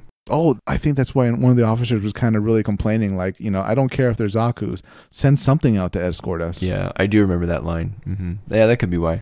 Yeah, maybe they would have bought them time, or at least sending Zaku's out there would have at least occupied the Salamuses while they get away. Yeah, drawn the fire, perhaps. Also on this rewatch, I noticed, is this why you love Kycilia so much? Because there's that scene where she's really bothered by Lalah's flowing clothes and insists that she put on a Zeon uniform, and she even, like... demands that regardless of the shortage, like someone needs to get this chick a uniform. Like she shares your affinity for uniforms and like uniform, conformity. I mean, it's partly, yeah. That's partly true why I like her. I also like how she goes into serious mode where she like covers her face with her mask so you can't tell what she's like thinking. She's like, I better put my mask on. Time to think. Is that the official reason for the mask, or is that your headcanon? Because that actually kind of makes sense. It's like her poker face, right? Yeah, I mean, she's always been so sneaky and backhanded compared to like Girin and Dozle especially, and even Garma. So I think she's very much, okay, you need to be mysterious. Put on something that covers your face. Nobody really knows what you're thinking. Everybody will keep thinking that you're a very mysterious person. So just do it. It gives you an edge. There was two other things about Kycilia. One, there was that moment when you knew that she knew that Zeon had lost. And that was when she's on her bridge and she's asking why the Doms and the Gelgoogs are faring so terribly. Yeah. Her officer guy, Twanig, I think was his name. Twony or something like that, yeah. Informs her that students are controlling these, and although they're fully trained, they're young, they're not doing well. And like at that moment you have to know you lost, right? Yeah, pretty much. But what did he say? You won't find more patriotic pilots. He did. That was his exact line, yes. But we only see one of those pilots once, and very tellingly, he calls out to his mother before he dies. I think he gets shot by the Gundam or something else. His cockpit's kind of heating up, and then he goes, "Mommy," and then the Gundam blows, or his mobile suit blows up. Yeah. So, yeah, these are very young men, unfortunately, pressed into service. Depending on what sources you read, according to this, they were volunteered, but then again, that was her officer telling Kycilia. And according to MS Igloo, it seemed like maybe they were half pressed into service, half volunteered. Yeah, it seemed pretty mixed in Igloo, right? There was some patriotism there, but it also seemed like a lot of them were scared.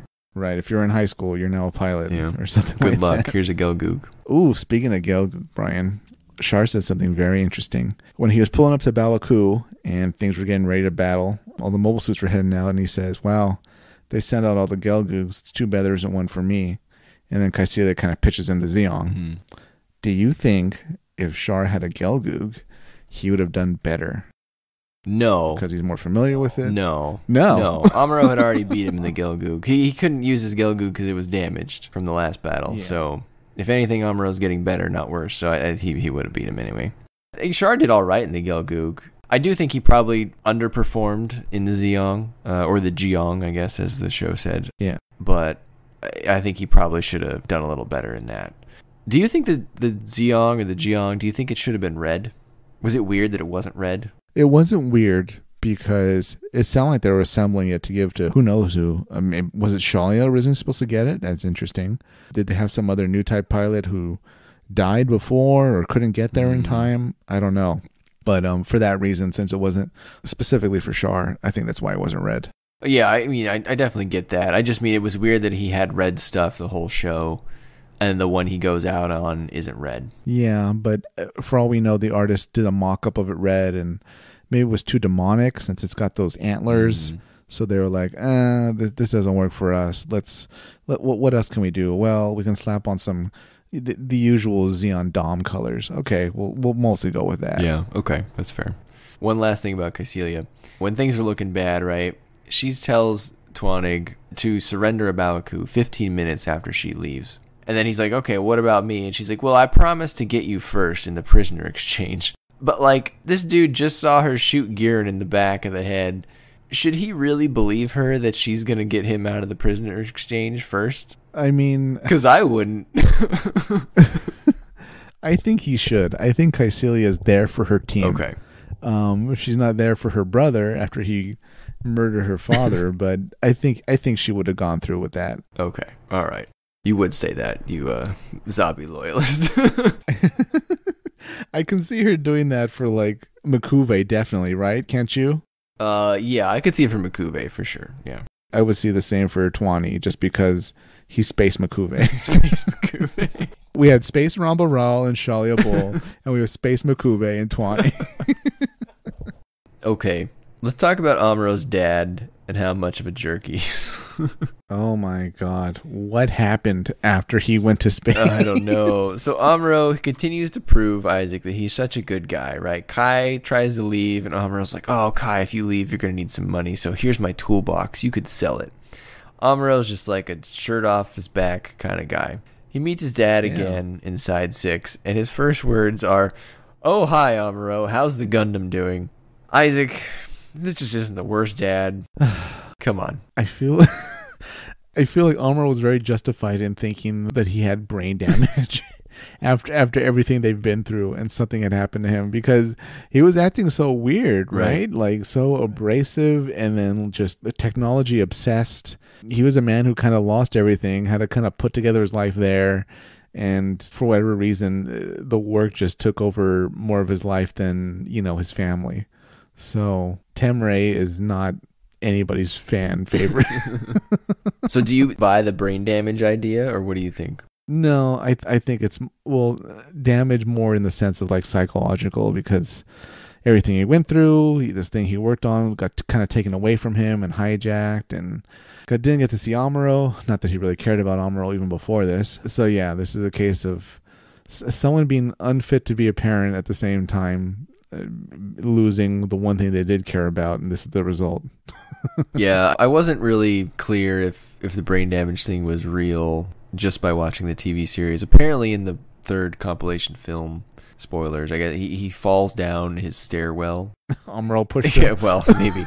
But I guess that kind of implies that maybe he's not doing well, so maybe he really does have brain damage. But yeah, I couldn't tell on the first watch if it was just Amuro making an excuse. Like, that's why my dad doesn't like me, blah, blah, blah, that kind of thing. But yeah, probably. Certainly doesn't help Tem Ray's image. Tem Ray's just a mess. He was a mess before this in terms of not being there for Amuro and being so obsessed with the Gundam. And then when the war actually started, or at least came to their side, it became a case of him just not having his life's work available to work on, and who knows what he knows about the white base. It almost seems like he forgot about it, right? Yeah. And he made no effort to look for Amuro, apparently.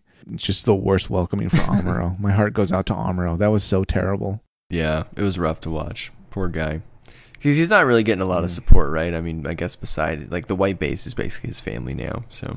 Yeah, and I mean, they all support each other, but to an extent, they're all kind of forced siblings, in a way. I mean, Bright at this point is not really Amuro's father figure. He's just... No, he's not old enough. Yeah, he's the ship older brother. Yeah. That's about it. Mirai's just maybe Amuro's surrogate big sister. Yeah. So they all support each other and all that, but they're closer to equals than the more hierarchical structure you'd get with, like, Tem Ray being actually his dad. Yeah. So Tem Ray, not a fan.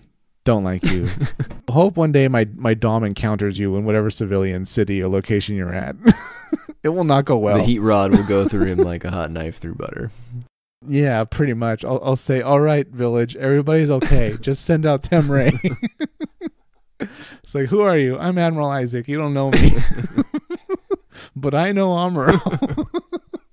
So, Isaac, I think the two biggest parts of the back half of this show, I thought, were the developments between Char and Sayla, and then separately, Amuro, Char, and Lalah. So which one would you like to discuss first? Lalah. Lalah, okay. Let's get the worst out of the way. So I actually liked Lalah more on this pass. I'll agree with you half of the way. I'll say that I kind of matured in my response, and she was less annoying than I originally remember the first time I watched it. She came off as much more level-headed. Yeah. Not too confident at first, but she kind of got over that. But she was a much more reasonable character, and I wasn't really annoyed by her at all. It was just kind of more like, oh, I remember you. I used to be annoyed by you. I see you're still in a moo-moo. It's mostly the moo-moo that gets you, I feel like. Me and Kycilia, we have very, very strict approaches to how you need to dress for war and combat. So I liked it this second time because I realized that there was a big sort of connection to Char's counterattack here that I didn't remember since I hadn't watched the show in so long. But to sum it up, early in the 30s, the episode 30s, I think it's 33, Amuro sees a swan. He gets a new type flash. He meets Lalah. They don't really know who each other are, but they watch the swan die over this lake. And then it stops raining and Lalah runs off. Later on in that same episode, Amuro gets his car stuck and Char and Lalah pick him up. This is probably one of the better scenes in the show. Amuro tells Char his name. Char feels like he knows Amuro from somewhere, but he doesn't know who Amuro is. Amuro, though, knows it's Char. He senses that it's Char, which follows with the idea that Amuro is further along as a new type than Char is. Because all the way up until the end, Char doesn't even know if he's a new type, but Amuro is like full on in it. And Char will never catch up. Yeah, pretty much. Because Amuro is the superior pilot. Absolutely. Then a little bit later, Lalah is finally the one to get Char to put on a normal suit, Isaac. If you remember, Char was like, I never wear a normal suit because I always intend on coming back. And if I don't come back, then it's not going to matter. But in that same episode, Amuro finds Lalah. And this is one of the battles in the Elmeth. He destroys her bits. He starts conversing with her mentally. And Lalah is starting to become a bit broken up because she reveals that she's fighting for Char because he saved her life, which we saw in the origin. Mm-hmm. But now she's concerned, and I think she's realizing very quickly that she is sort of following the wrong person, or she's regretting why she met Amuro now and not earlier. Because, right, she can't have this same mental conversation with Char, right? Because Char... Yeah. They don't show it, but it implies that he doesn't know the extent of Lalah's powers, otherwise he wouldn't have to ask her all the time, are you feeling okay? Is your head hurt? Blah, blah, blah. He would just know, because Amuro would just know. And I kind of bought this, Isaac. She's basically upset that she met the guy that she thinks she has a better connection with too late. And I think that's understandable. We've seen it happen before in fiction or in real life. Yeah. And, they have a connection that just she and Char don't have. And then at least not yet on the Char's part. Maybe Char has it after Lalah's death. I'm not sure. Maybe that's debatable. I'd probably have to go watch some more stuff to catch up on that. And then I thought the Elmeth destruction was done well. I bought it, that he accidentally stabbed her, with all that was going on. Sayla was there. Char was there. Lalah, Amuro. They kept second guessing, and then she got in the way and, boom, ate the saber to the face. She's in the moo-moo, Isaac, because it looks like a swan. She has the same swan-like quality. So the swan dies in the Elmeth, just like the episode near the lake. It was foreshadowing. And then a very significant exchange. So Amuro's talking to the dying Lalah, or the dead Lalah, I guess. Didn't take that long. You get a saber to the face, right? It's pretty instant. If she was talking to the dying Lalah, it would have gone like, ah! Yeah, the conversation's over. As she's being cooked by that beam. And she says, people are becoming like us. And Amuro eventually says, people will be able to control time once people understand each other. And she says she can see time itself, which is basically, she's beyond the time, Isaac. And that's the main theme. That's the theme song of Char's counterattack. She now exists beyond the time, right? Time is no longer limiting to her. She can talk to Amuro whenever she wants. Amuro even says that. He says, sorry, I didn't die in this battle at the very end, but I know that I can talk to Lalah all the time, like anytime I need to. And that's a big thing for me because I think that's what Tomino meant by beyond the time. This idea that Amuro said they can control time. I don't think that means they can actually control time in the sense of like time travel, but it's just this ability to communicate at any time. Kind of like Force Ghosts in Star Wars, right? Absolutely. And I think this gets proven and brought up again recently in Hathaway's Flash, where Quest talks to Hathaway. Yes, that's a great point. And you know why? Yeah. Is because Tomino wrote that as well. But some spoilers for Unicorn and Gundam Narrative. This is where I think the new type stuff is perhaps being taken in a bit of a wrong direction.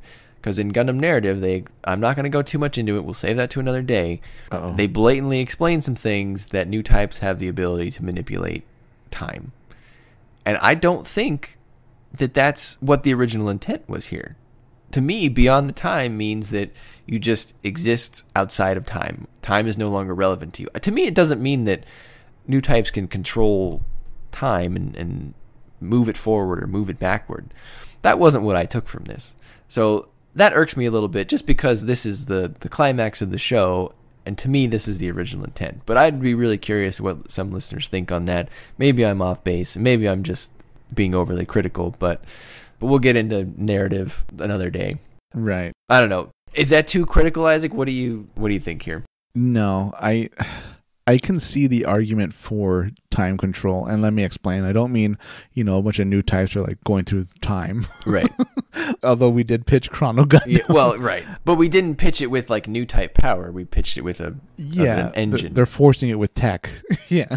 I think the only way it could work is people saying, oh, well, the reason new type pilots move so fast and have such quick reflexes, or they're able to move their mobile armors or mobile suits so fast and shoot more or maneuver faster, things like that, is they're time traveling in the sense that they can move themselves faster through time. They're speeding up time just for themselves, or they're seeing into the future just for themselves. But I think more to the point what you're meaning as far as Tomino, as a new type, your consciousness can't exist without your body. So right. For that, you literally are, beyond the reach of time. You will be in Quest and Hathaway's case, a part of their life, even if your body's not here. Correct. So I think that's very, very much what it means. Or Lalah in terms of, in Char's counterattack when the light appears around the earth and all that. And it's a mixture of Char's light and Amuro's light and Lalah's light. And okay, sure. Everybody got reunited. Everybody lived happily ever after beyond the time. Yeah. If you're a new type, it's a pretty great deal because you'll live forever. That's true. There's the Shalia Bull voice out there if you want to talk to him. Not a lot of people want to talk to him, but he's out there. He's like, hey guys, why does no one ever hit me up for advice? Yeah. Did I ever tell you kids about that time I went to Jupiter? I saw a space whale. Next time, Mr. Bull, I think that was Seed. Do you think he came back and he was like, hey, there's this dude out there. He just doesn't seem very nice. You guys might want to keep tabs on him. Yeah, he's just screaming constantly. You guys have to watch out. He's a nut. It's Crux Dogady. He's coming. So after Lalah dies, Isaac, Amuro and Char, they argue a little bit more. Amuro demands to know why Char got Lalah involved, saying she wasn't meant to be a warrior, which I think that's a fair comment. But then Char is like, you're misguided. He kind of takes credit, not really takes credit, but he's like, hey, without this war, she wouldn't have become a new type. She wouldn't have awakened anyway. And then it gets a little weird. Char's like, new types like you, Amuro, are too dangerous, so I'm going to have to get rid of you. We're going to get into Char in a second here, but Char kind of went from wanting to kill the zombies to then wanting to enter an age of new types. And he does a lot of decision-making in the last, 2 episodes, Isaac, where he finally meets Amuro and Sayla inside of Baoku. They have their little fencing duel. He eventually just kind of leaves them alone, and he's like, hey, you guys should fight with me for new types once Zeon's gone. Lalah would be proud, and then they get separated. One of the most interesting parts, I think, is when Char tells Sayla that Amuro is calling for you now. I think this is a reference to how the novel was, where Amuro and Sayla, they were together. Right. Amuro dies in the novel, but that's separate. But that's terrible. Yeah, I mean, it is different, right? It wasn't meant to go beyond the novel, I don't think. So it was kind of just over. Solar Ray kills everybody. Yeah, well. But to me, that's setting up like a would-be romance in the future that didn't happen. I mean, obviously, Sayla's voice actress, she wasn't available during Zeta Gundam, so they kind of had to write her out. To me, that line is setting up the future, and it never happened because of that. I wonder how different Zeta Gundam would have been if Sayla had played a different role. I feel like it would have been better, really, because it would have brought back almost a female lead. Who knows? But Yeah. more to the point, if Char's back, it kind of raises the question of, should Sayla also have very much a front and center role? Ultimately, they decided no. Yeah. But it's a good what if, you know? They didn't show Char dying, and they put this line in. So they were at least somewhat thinking about the future of like, well, maybe we can go on later on. It's a weird line to kind of include. So anyway, I'm a big like Sayla fan in terms of like elevating her a little bit. I feel like if that's what we're going to see in the live action movie, Isaac, I feel like she's going to play a bigger role than she did in the show. Yeah, I don't know if they're going to make a new character, if they're going to keep her, but I would be very surprised and to an extent disappointed if we didn't have stronger female representation than we did in the original series. Well, it was really strong already. I'll say this, active piloting. Right. I'll narrow it down. We'll both, I think, Brian, be a bit disappointed if we don't see active piloting. Yeah, I agree. Because, again, if you had just put Sayla in a mobile suit, that would have gone a long way. And then once you introduce this romance angle, it makes so much sense, Isaac, right? Yeah. Char's sister falls in love with Amuro, his arch nemesis. I mean, it writes itself. It's not like it's coming out of nowhere. Like, it was like that in the novel. They were hinting at it here. Char was even telling her, like, Amuro is waiting for you. So, I don't know. To me, it makes sense. People may disagree, but that's my take. But it's funny because, like, we just finished the series, but the movie's coming out, and I'm leaning towards them making it closer to the series, at least a fraction of it. And I'd really hope that they improve on it, you know? So it's going to be really interesting watching the movie when it comes out now that we just wrapped up this series. Yeah. I mean, you get a chance to kind of sharpen it, right? Yeah. We'll see how many backhands they keep and slaps. Somehow I think it's going to be 0. Well, actually, Sayla might be doing the backhanding. So I can see a bright slap happening. Well, yeah, one bright slap, I agree. Yeah. Having Sayla slap people, though, that would be a good nod to the fandom. Mirai slaps Sleggar, maybe, or something. Absolutely. Now, for Char and Sayla, though, Isaac, let's try to chart Char's evolution here. So he originally starts the show wanting to kill the zombies, right? Yeah. But then at some point around mid-series, he says he can't rest until the Gundam is taken down because Amuro has dented his pride. He asks Sayla to quit the Federation. But then Sayla is like, I'm not going to sit around and watch Char waste his life taking revenge on the zombies. She sees his revenge goal on the zombies as like not worth it. And I'm not sure I agree with her there. If the zombies did to my family what they did to Char's, I think I would probably think more along the lines of Char. What did you think about Sayla thinking what he was doing wasn't worth it? It's a very Sayla response because she's a more compassionate person. You have to remember when she went to Earth, she was a trained doctor, right? Yeah. In Spain. So she's younger than Char too, and to an extent, maybe a lot of the stuff that happened in Side 3 kind of went over her head and might be more of a vague memory. That's true. She was younger. I can absolutely see Char, who was much more present in the moment when all that was happening, kind of give it a focus for his revenge, and her being much more dismissive. Well, that was in the past. Well, you know, Dad's ideas clearly have led to war, so I really don't want to focus on avenging Dad. So yeah, I can see why she kind of put it in the rearview mirror and went on with her life. What did you think about getting the story of Degwin taking over Zeon kind of told to us? It's either Sayla telling Bride or Char telling Sayla, where he says, you know, what Gibbero told us when we were young was true. Zeon Daikun wanted people to become new types, and Jimba felt Daikun pointed at Degwin to say it was him who eliminated him, but then Degwin said it was him choosing him as his successor. That's pretty important. We got in a small little nugget there. I think one of the things that had to have been condensed was more on this new type plot. I still liked it, but I felt like it needed a little bit more. And that was probably part of the casualty of the cancellation. Yeah, I can see that. And I feel like that is essentially something that maybe was better saved for Origin. Not that their plan was to do Origin, but the whole Zeon political setup, and there wasn't any time. So yeah, it was definitely something that was cut for time. And I think they did it about as well as they could. You know, that might be the only time we see Zeon and then a young, thinner Degwin. And the quick explanation about how he, you know, wiped out all their enemies and seized power and all that. It's about as well as we could have expected. I really don't think we should see it in the movie, though, because there's going to be no time. Yeah, there wasn't any real time in this series. I agree. It definitely would also stop the momentum of the show to have, like, a few episodes of a flashback for a slow-moving political situation. So I agree with you. You'd almost need like Char having a nightmare of like him seeing Dagwin like put something in a drink with Zeon, and they're like toasting, you know, for liberation or something. And then like, you know, he was a child, but then only later does he realize what it was. Yeah, that makes sense. He wakes up from the nightmare in like a cold sweat and he's like, you know, zombies, zombies, Dagwin. That's about all I have on my list, Isaac, except the one thing I wanted to do. We pretty much hit on most of the mobile suits, but we didn't hit on the Gelgoog, but I think we both like the Gelgoog. So the Gelgoog's just good, right? Yeah. You like the Dom more, I like the Gelgoog more, but they're both great additions to the mobile suit pantheon here. I just wanted us to go through and rank the mobile armors that we saw, though. Wow. Because there were a lot of them. By my count, in the back half, let's ignore the Adzom. But there's the Gibbero, which was the one underwater. There was the Zeong or the Geong. There was the Zaccarello, the Big Zam, the Gibbero, the Browbro, and the Elmith. So I think we can agree that the Zaccarello is the worst. Really? The one with the like corny face with the big scythe arms? Come on. Yeah, it was pretty bad. I'd even say the aquatic one. That one was... It didn't fare any better, I felt. Especially after they made a big hype. I think that was the first mobile armor.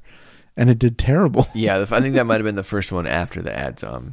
Okay, I'd say those two are neck and neck. I don't count the Adzom because it was almost like a walking base. Yeah, it was very slow moving, right? These other ones are pretty fast. Yeah. I thought the Gibbero at least looked cool. Sorta. I feel like, I don't know. Do you like it more with its arms deployed or kind of swung back in like mobility mode? Swung back. I think it looks pretty neat. It looks like an F-Zero car. Oh, that's a great point. Ooh, we just aged ourselves. When was the last time they released an F-Zero game? It's a good game. You have to like, oh, isn't Captain Falcon from F-Zero? And then like everyone's like, yeah, but none of our listeners have played F-Zero. After that, let's be honest, everyone's fighting for second place, right? That's true. Because we know the Big Zam's up number there, number one. Yeah. Okay. So what's next? What's number 3? I don't like how the Browbro looks. Yeah, it always looked fragile, didn't it? Yeah, fragile or I don't know, awkward. Yeah, although it was the only one that really gave the Gundam a run for its money. Yeah, Elmith did okay. Yeah, that's true. But I don't like the Elmith look. It's ugly. It looks like, I don't know, a nipped rosebud that's green or something like that. I've always thought it was bizarre. I don't like the 2 weapons it has on it.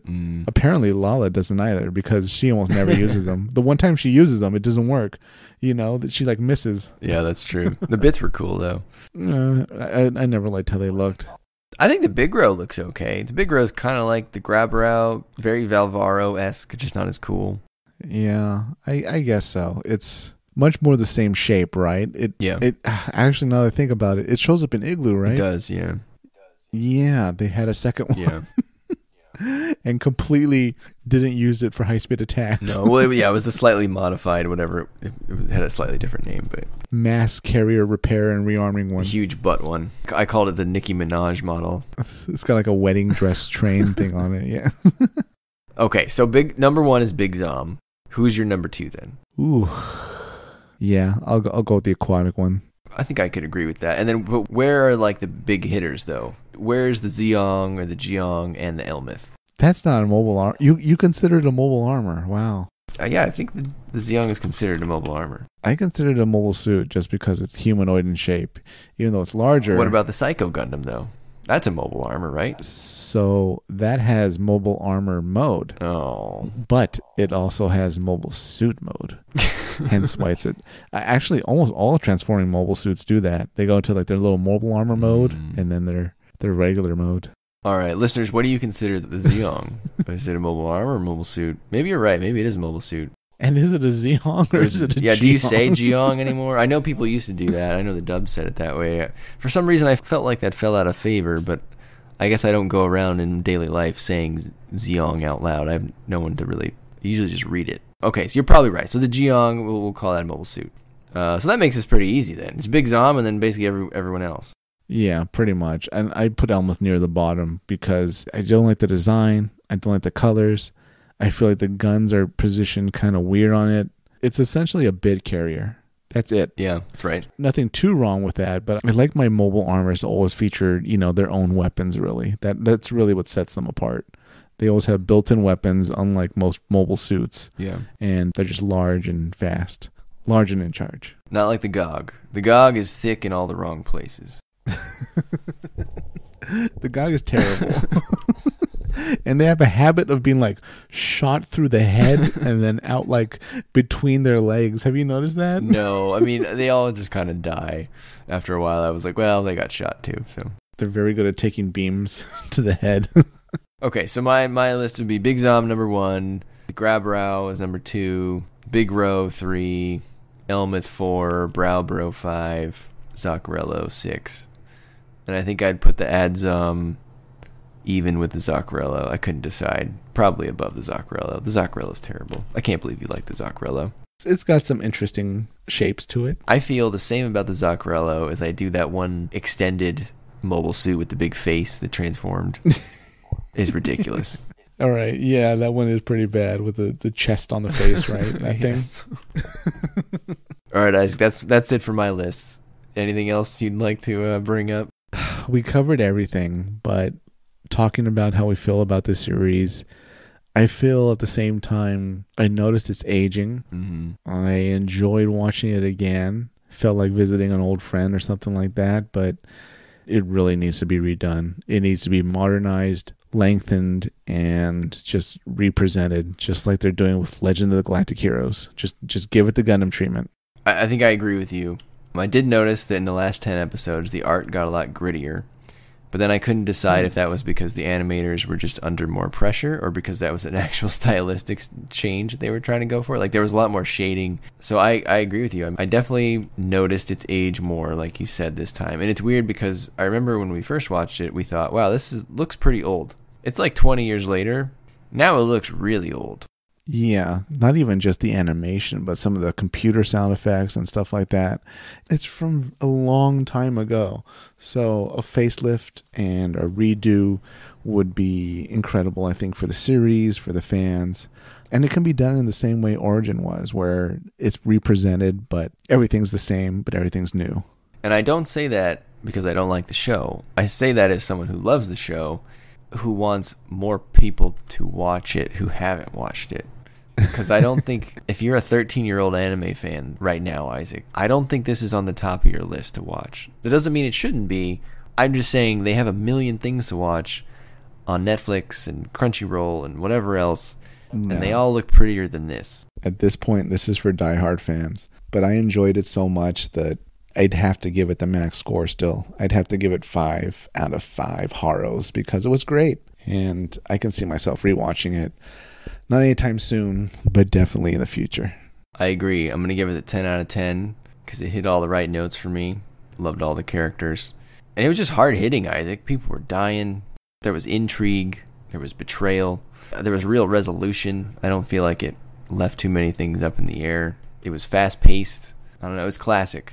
It created a lot of the tropes that we still see today. So everybody needs to watch it. Listeners, tell us below what you liked about it. What you'd like to see if they redid 0079. And just in general, things you remember about it. Maybe things you didn't like, things you thought they could have improved. This is a long series. It's the original series, and a lot of stuff happened, but it's the OG series. So tell us what you think about it below.